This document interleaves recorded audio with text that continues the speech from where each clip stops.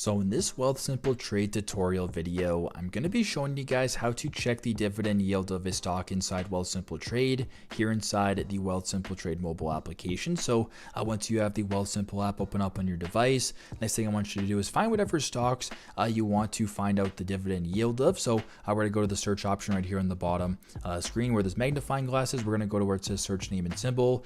How about the first stock we find is Coca-Cola. So we're going to search up Coca-Cola. As you can tell, ticker symbol KO. This is on the New York Stock Exchange, Coca-Cola Co.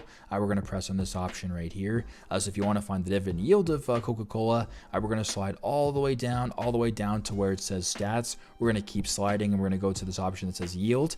This dividend yield, of course, will indicate the dividend that this stock will be paying out. So the yield for this stock for Coca-Cola is 2.79%. If you wanted to go to another dividend stock, for example, we can exit out of this and go back to this screen. And how about we search up TD stock? So we'll search up Toronto Dominion, the Toronto Dominion Bank. We're going to go ahead and press on this stock.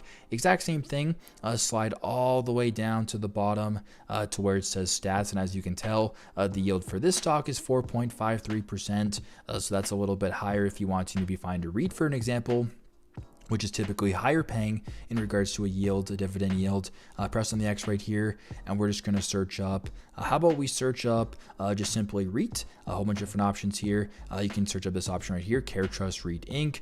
Just a random REIT, doesn't really matter. And if we were to slide all the way down to this one, as you can tell, the yield for this stock is 5.6%. So all you have to do is search up the stock, go down to where it says stats, go to the bottom right to where it says dividend yield, and then you can tell the percentage of the stock in which it is yielding. And hopefully this video helps. Thanks again for watching.